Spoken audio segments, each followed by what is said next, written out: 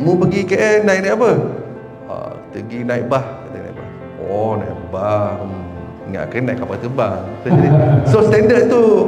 Jadi hanya orang bawahan je tau. Saya terfikir kenapa angkutan bas ni kita boleh bawa satu step yang tak semestinya orang-orang bawahan je.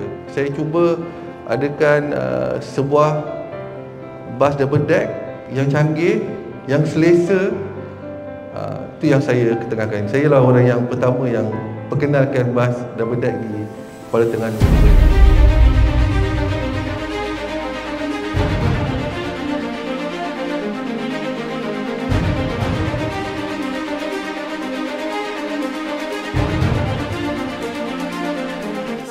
Ke Kuala Terengganu untuk program kita ini inspirasi usahawan.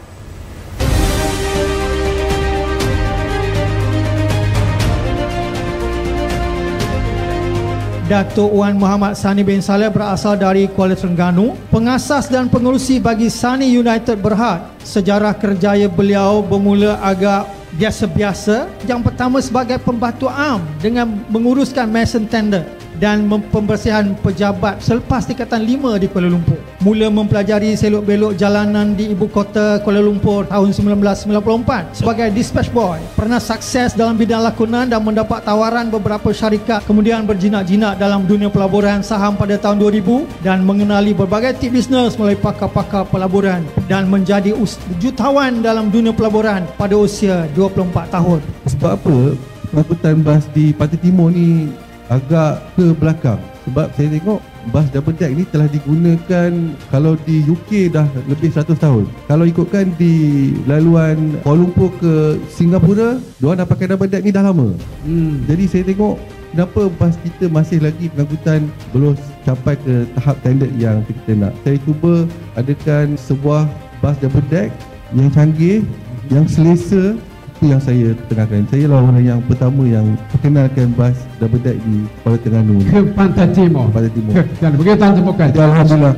Dia berniaga ni tak semestinya kita kena guna yang model yang besar, tak. Saya nak duduk KL, saya tak mampu sebab sewa mahal. Masa time tu saya tengah susah, paksa balik kampung and buka berniaga. Masa time tu saya nak buka bengkel dekat shop block pun saya tak mampu sebab sewa dekat shop block RM1,500. Jadi kawan saya time tu ada tapak dekat sebelah rumah kedai dia tu, saya sewa tapak dia tu RM300 je. Buka bengkel kecilan memang susah untuk dapatkan pelanggan sebab benda baru yang you tak boleh expect you terus boleh perniagaan buka untung, tak ada. Bisnes ni bukan kerana pasal saya nak jadi senang, tak.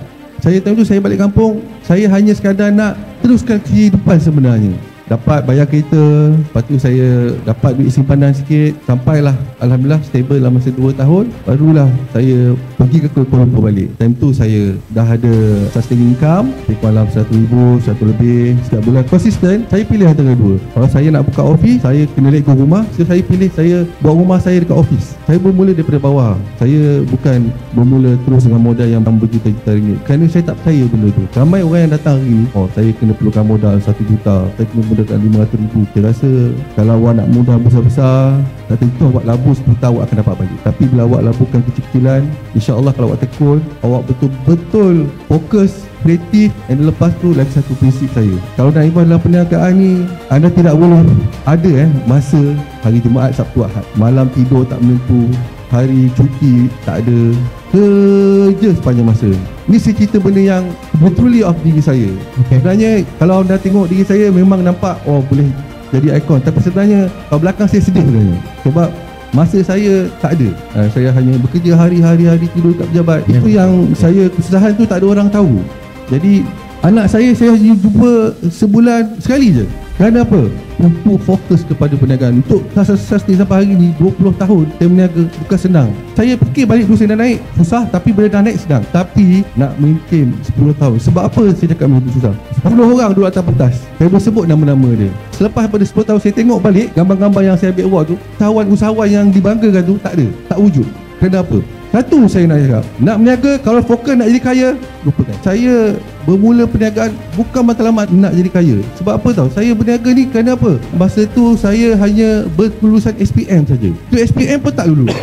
Jadi kalau saya nak kerja apa? Saya hanya boleh kerja paling kuat Express Boy. Jadi saya ceburkan dalam perniagaan, tekun, tumpu sepenuhnya, fokus. Pada masa yang sama tu kita belajar. Saya belajar ciri-ciri ni untuk menjadi seorang business owner. You kena ada satu ciri pengorbanan.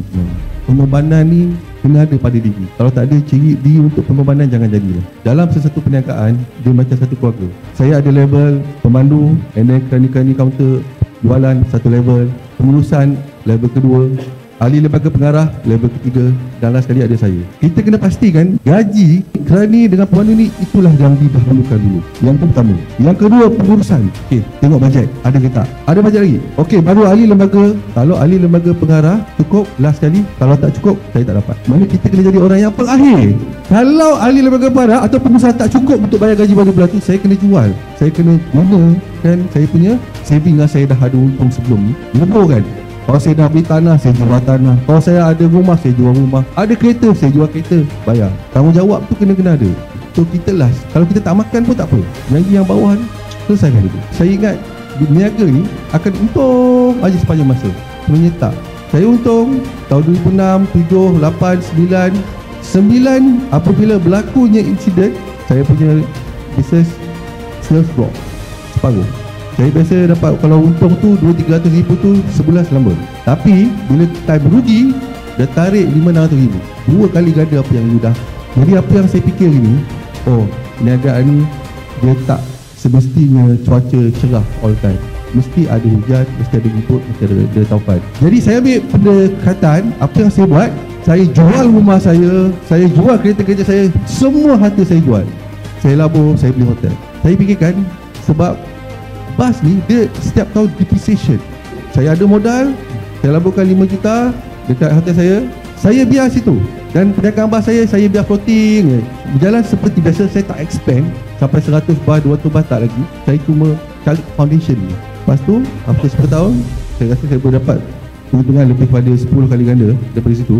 50 juta lebih daripada situ, pelan-pelan bulan. Mungkin cecah sampai 100 juta.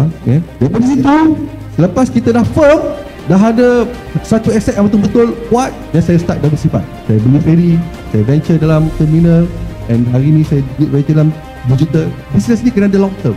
You tak boleh go for short term. You hari ni you kaya, hari ni you untung, you belanja untuk you punya personal things. Don't. Please let them put in the company. Letak duit tu dalam company, dia ada growth. Yang penting, kalau you all tengok kejayaan orang tu, janganlah tengok pada kereta dia dengan rumah dia.